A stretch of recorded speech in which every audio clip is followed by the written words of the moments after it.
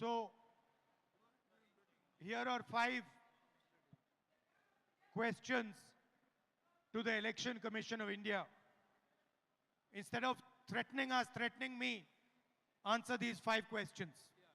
Number 1, why are you not giving voter lists in digital machine readable format to the people of India? Number 2, why are you destroying video evidence?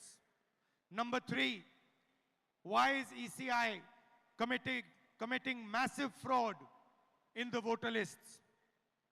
Number 4, why is ECI threatening opposition instead of answering our questions? And finally, why is ECI behaving like an agent of the BJP? Namaskar. आप सब हमारे साथ नारा लगाएंगे, चुनाव आयोग हिसाब दो, जवाब दो। चुनाव आयोग जवाब दो, चुनाव आयोग हिसाब दो, चुनाव आयोग जवाब दो, चुनाव आयोग हिसाब दो। बीजेपी और चुनाव आयोग जवाब दो, बीजेपी और चुनाव आयोग हिसाब दो। प्रजातंत्र जिंदाबाद, संविधान जिंदाबाद, कांग्रेस पार्टी जिंदाबाद। संविधान बचाओ, देश बचाओ। संविधान बचाओ, संविधान बचाओ, संविधान बचाओ, संविधान बचाओ, संविधान बचाओ, संविधान बचाओ, संविधान बचाओ। ನಮ್ಮ ನಾಯಕರಾಗಿರುವಂಥ ರಾಹುಲ್ ಗಾಂಧಿ ಅವರು ನಿನ್ನೆ ಒಂದು ಪತ್ರಿಕಾಗೋಷ್ಠಿಯನ್ನು ಕರೆದು ಈ ದೇಶದ ಜನರಿಗೆ ಒಂದು ಅರಿವನ್ನು ಮೂಡಿಸುವಂಥ ಕೆಲಸವನ್ನು ಮಾಡಿದ್ದಾರೆ. ನಾನು ಕೂಡ ರಾಜರಾಜೇಶ್ವರಿ ನಗರ ವಿಧಾನಸಭಾ ಕ್ಷೇತ್ರದ ಅಭ್ಯರ್ಥಿಯಾಗಿ ಸ್ಪರ್ಧೆ ಮಾಡಿದಂಥ ಸಂದರ್ಭದಲ್ಲೂ ಸಹ ಸಾಕಷ್ಟು ಈ ವಿಚಾರಗಳು ಏನು ಮತಗಳ್ಳತನ ನಡೆದಿದೆ, ಅಕ್ರಮವಾಗಿ ಯಾರು ಅಲ್ಲಿ ಜನ ಇಲ್ಲ, ಅವರ ಮತಗಳನ್ನು ಸೇರಿಸಲಾಗಿದೆ ಅಂತ ಹೇಳಿ ನಮ್ಮ ಸಂಸದರಾಗಿದ್ದಂತಹ ಡಿ.ಕೆ. ಸುರೇಶ್ ಸರ್ ಅವರ ನೇತೃತ್ವದಲ್ಲಿ ಒಂದು ಆಯೋಗ ನಾವು ಹೋಗಿ ಎಲೆಕ್ಷನ್ ಕಮಿಷನ್ಗೆ ಒಂದು ಕಂಪ್ಲೇಂಟನ್ನು ಕೂಡ ಭಾಳಷ್ಟು ಬಾರಿ ದೂರುಗಳನ್ನು ಕೂಡ ಸಲ್ಲಿಸಿದ್ವಿ. ಆದರೆ ಎಲೆಕ್ಷನ್ ಕಮಿಷನ್ ಯಾವುದೇ ರೀತಿಯಾದಂಥ ಕ್ರಮಗಳನ್ನು ತೆಗೆದುಕೊಂಡಿಲ್ಲ. ಇವತ್ತು ರಾಹುಲ್ ಗಾಂಧಿಯವರು ನಮ್ಮ ಇಡೀ ದೇಶದ ಜನತೆಗೆ ಯಾವ ರೀತಿ BJPಯವರು ಎಲೆಕ್ಷನ್ ಕಮಿಷನನ್ನು ಉಪಯೋಗಿಸ್ಕೊಂಡು ಮತಗಳ್ಳತನವನ್ನು ಮಾಡ್ತಾ ಇದ್ದಾರೆ, ಅಧಿಕಾರದಲ್ಲಿ ಬರ್ತಾ ಇದ್ದಾರೆ ಅಂತ ಹೇಳಿ ಭಾಳ ವಿಸ್ತಾರವಾಗಿ ಎಲ್ಲರನ್ನು ಕೂಡ ಹೇಳಿದ್ದಾರೆ. ಇದೊಂದು ಪ್ರತಿಭಟನೆ ಏನು ಇವತ್ತು ನಡೆದಿದೆ, ಇದು ಬರೀ ಶುರು ಅಷ್ಟೇ. ಇನ್ನೂ ಹೆಚ್ಚಿನ ರೀತಿಯಾದಂಥ ಪ್ರತಿಭಟನೆಗಳು ಮುಂದಿನ ದಿನಗಳಲ್ಲಿ. ಸರ್, ಇವತ್ತು ಸಾವಿರಾರು ಸಂಖ್ಯೆಯಲ್ಲಿ, ಲಕ್ಷಾಂತರ ಸಂಖ್ಯೆಯಲ್ಲಿ ಒಂದು ಜನಸಾಗರ ಸೇರಿದೆ ಅಂತ ಹೇಳಿದ್ರೆ ಫ್ರೀಡಮ್ ಪಾರ್ಟಿಲಿ ಏನು ಹೇಳಕ್ಕೆ ಇಷ್ಟಪಡ್ತೀರಾ, ಏನು ಹೇಳ್ತೀರಾ ಸರ್? ನಮಸ್ಕಾರ. ನಾನು ಡಾಕ್ಟರ್ ವಿನೋದ್ ಜೋನ್ಸ್ ಅಂತ ಕರ್ನಾಟಕ ಪ್ರದೇಶ ಕಾಂಗ್ರೆಸ್ ಸಮಿತಿಯ ಹ್ಯೂಮನ್ ರೈಟ್ಸ್ನ ಉಪಾಧ್ಯಕ್ಷರಾಗಿರ್ತೀವಿ. ಹೀಗಾಗಿ ಇವತ್ತು ವೋಟ್ ರಿಗ್ಗಿಂಗ್ ಅಂದರೆ ವೋಟ್ ಚೋರಿ, ಇದ್ರ ಬಗ್ಗೆ ರಾಹುಲ್ ಗಾಂಧಿ ಅವರು ಒಂದು ಸಂಕಲ್ಪ ಮಾಡಿ ಕರ್ನಾಟಕಕ್ಕೆ ಬಂದಿರ್ತಾರೆ. ನೀವೆಲ್ಲ ನೋಡ್ಬೋದು, ಜನಸ್ತೋಮ ಸಾಗರೋಪಸಾಗರ, ಜನ 10 ಕಿಲೋಮೀಟ್ರ್ ಹೆಂಗೆ ನಡೆಯೋಕ್ಕೆ ಜಾಗ ಎಲ್ಲ, ಟ್ರಾಫಿಕ್ ಅಷ್ಟು. ಒಬ್ಬರು ಟಿ ವಿಲಿ ಕೇಳ್ತಾರೆ, ಅಷ್ಟು ಜನ ಬಂದುಬಿಟ್ರೆ ಕಾಂಗ್ರೆಸ್ ಪಕ್ಷ ಇದೆ ಅಂತ. ಆಲ್ರೆಡಿ ಕಾಂಗ್ರೆಸ್ ಇದೆ ರೀ, ಆಲ್ರೆಡಿ ಕಾಂಗ್ರೆಸ್ ಇದೆ. MP ಮತಕ್ಷೇತ್ರಗಳಲ್ಲಿ ಕೂಡ ಕಾಂಗ್ರೆಸ್ ಪಕ್ಷ ಗೆದ್ದಿರಬೇಕು. ಅವರು ಏನು ಮಾಡ್ತಾರೆ, ಅಸೆಂಬ್ಲಿನೇ ಬಿಟ್ಟುಬಿಡ್ತಾರೆ.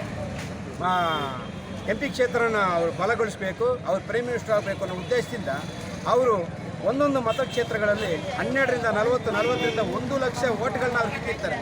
ಕಿತ್ತು ಇವತ್ತು ಅವರು ಅನೈತಿಕವಾಗಿ ಈ ಮತಗಳನ್ನ ಸೇರಿ 6 ಓಟ್ ಹಾಕಿದ್ರೆ 1 ಓಟ್ ಕಾಂಗ್ರೆಸ್ ಬರ್ತದೆ, ಇನ್ನು 5 ಓಟ್ BJPಗೆ ಹೋಗೋ ಥರ ಮಾಡಿಕೊಂಡು ಇವತ್ತು BJP ಅವರು ಏನು ಹೇಳೋದು, ಒಂದು ಚೀಟಿಂಗಿಂದ ಇವತ್ತು ಅವರು ಪ್ರೈಮ್ ಮಿನಿಸ್ಟರ್ ಪದವಿನ ಹಿಡ್ಕೊಂಡಿದ್ದಾರೆ.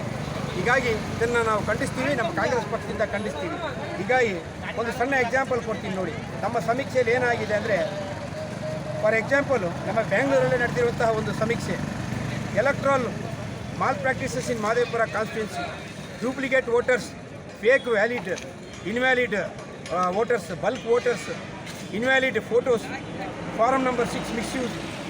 ಡೂಪ್ಲಿಕೇಟ್ ವೋಟರ್ಸ್ ಅಂದರೆ ಒಂದು ವೋಟರ್ ಬಂದು 6 ಓಟ್ ಬೇರೆ ಬೇರೆ ಜಾಗಕ್ಕೆ, ಬೇರೆ ಬೂತ್ಗಳಲ್ಲಿ ಹೋಗಿ ವೋಟ್ ಹಾಕ್ತಾನೆ. ಎರಡನೇದಂದರೆ ಫೇಕ್ ಆ್ಯಂಡ್ ಇನ್ವ್ಯಾಲಿಡ್ ವೋಟರ್ಸು, ಯಾರ್ದೋ ಫೋಟೋನೂ ಇರೋದಿಲ್ಲ, ಯಾರೂ ಇಲ್ಲ, ಯಾರ್ದೋ ಹೆಸರಲ್ಲಿ ಬಂದು ಯಾರೋ ಬಂದು ವೋಟ್ ಹಾಕೋದು, ಈ ಥರ ಮಾಡೋದು. ಆಮೇಲೆ ಬಲ್ಕ್ ವೋಟರ್ಸು, ಒಂದು ಮನೇಲಿ ಯಾರನ್ನ 50 ವೋಟ್ ಹಾಕಕ್ಕೆ ಸಾಧ್ಯ ಇಲ್ಲ. ಒಂದು ಮನೇಲಿ 50 ಜನ ಇರ್ತಾರ, ಒಂದು ಮನೇಲಿ 50 ಜನ ಇರ್ತಾನ, 50 ವೋಟರ್ಸ್ ಹಾಕಿರ್ತಾರಂತೆ, 50 ಜನ ಸೇರಿರ್ತಾರೆ. 50 ಒಂದು ಮನೇಲಿ 50 ವೋಟ್ ಹಾಕ್ತಾರಂತೆ. ಇನ್ವ್ಯಾಲಿಡ್ ಫೋಟೋಗೂ ಇದಕ್ಕೂ ಸಂಬಂಧನೇ ಇಲ್ಲ. ಫೋಟೋಗೂ ಇದಕ್ಕೂ ಸಂಬಂಧ ಇಲ್ಲ. ಅವ್ನು ಬಂದು ವೋಟ್ ಹಾಕ್ತಾನೆ. Form number 6 misuse, form number 8, form number 6 ಅಂತ ಇರ್ತದೆ. ಫಾರ್ಮ್ ನಂಬರ್ 6ಅಲ್ಲಿ ಅವ್ರು ಬಂದು ಈ ಥರ ವೋಟ್ನ ಚೀಟಿಂಗ್ ಮಾಡಿ ಇವನು ಕೂಡ ಇದ್ದಾನೆ ಅಂತ ಸೇರಿಸಿ, ಹೆಸರು ಸೇರಿಸಿ, ರಾಂಗ್ ಅಡ್ರೆಸ್ ಸೇರಿಸಿ, ಅವನ ವೋಟರ್ ಲಿಸ್ಟಲ್ಲಿ ಸೇರಿಸಿ ಅವನ ವೋಟ್ ಹಾಕ್ಸೋದು. ಇದೆಲ್ಲ ಎಂಥ ಪರಿಣಾಮ ಬಿದ್ದಿದೆ ಅಂದರೆ ಇವತ್ತು ನಮ್ಮ ಕಾಂಗ್ರೆಸ್ ಪಕ್ಷ ಗೆಲುವಿಗೆ ಒಂದು ಒಂದು ದೊಡ್ಡ ಷಡ್ಯಂತರ ಇದೆ. ಈ ವೋಟ್ ರಿಗ್ಗಿಂಗ್ ಅನ್ನೋದು ಕಾಂಗ್ರೆಸ್ ಪಕ್ಷದ ಮೇಲೆ ಒಂದು ದೊಡ್ಡ ಷಡ್ಯಂತರ ಮಾಡಿ ನಮ್ಮ ಕಾಂಗ್ರೆಸ್ ಪಕ್ಷನ ಮುಳುಗಡೆ ಮಾಡಲಿಕ್ಕೆ ಪ್ರಯತ್ನ ನಡೀತಾ ಇದೆ. ಇದು ಕರ್ನಾಟಕದಲ್ಲಿ ಮಾತ್ರ ಅಲ್ಲ, ಕರ್ನಾಟಕದಲ್ಲಿ ಮಾಡೋಕ್ಕೂ ಸಾಧ್ಯ ಇಲ್ಲ ಬಿಡಿ. ಯಾಕಂದರೆ ಆಲ್ರೆಡಿ 9-0 ಇದ್ದಿದ್ದನ್ನು 9 ಮಾಡೋರು ಡಿ ಕೆ ಶಿವಕುಮಾರ್ ಮತ್ತು ಸಿದ್ದರಾಮಯ್ಯ ಅವರು ಸೇರ್ಕೊಂಡು. ಹೀಗಾಗಿ ಅದನ್ನು ಆ್ಯಕ್ಚುಲಿ 16ರಿಂದ 17 ಸೀಟ್ ಬರಬೇಕು ಅಂತ ನಮ್ಮ ಉದ್ದೇಶ ಇತ್ತು.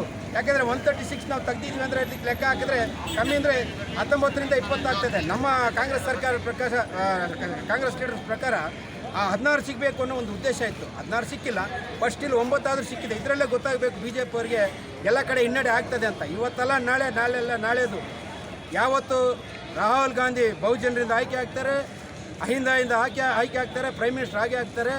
ಮತ್ತು ನಾವೆಲ್ಲ ಒಂದು ಸತಿ ಮತ್ತೆ ಇನ್ನೂ ಈ ಏನು ಹೇಳ್ತೀವಿ ಕಾಂಗ್ರೆಸ್ ಡೈನೆಸ್ಟಿ ಅನ್ನೋದನ್ನು ಹೆಂಗೆ ಈ ನೆಹರು ಡೈನೆಸ್ಟಿ ಅನ್ನೋದು ಮತ್ತೆ ಆ ರೂಲ್ ಮತ್ತೆ ಬರ್ತದೆ, ರಾಮರಾಜ್ಯ ಅಂತ ಹೆಂಗೆ ಹೇಳ್ತೀವೋ ಅದೇ ಥರದಲ್ಲಿ ಈ ಏನು ಹೇಳೋದು ಹ್ಯುಮ್ಯಾನಿಟೇರಿಯನ್ ಗ್ರೌಂಡ್ಸಲ್ಲಿ ಹೆಂಗೆ ಅವತ್ತು ಆ ತಲತಲಾಂತರದಿಂದ ಆ ನೆಹರು ಫ್ಯಾಮಿಲಿ ಬಂದಿದೆ, ಆ ಕೊನೆಯ ಕುಡಿ ಇಲ್ಲಿದೆ.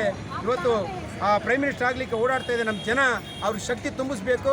ಇದನ್ನು ನಾನು ನೋಡ್ತಾ ಇರೋರು ಈ ಕರ್ನಾಟಕ ಪ್ರಾಂತ್ಯದಲ್ಲಿ ಮಾತ್ರ ಅಲ್ಲ, ಇಡೀ ದೇಶದಲ್ಲಿ ನಿಮಗೆ ಒಂದು ಮಾದರಿಯಾಗಿರಬೇಕು.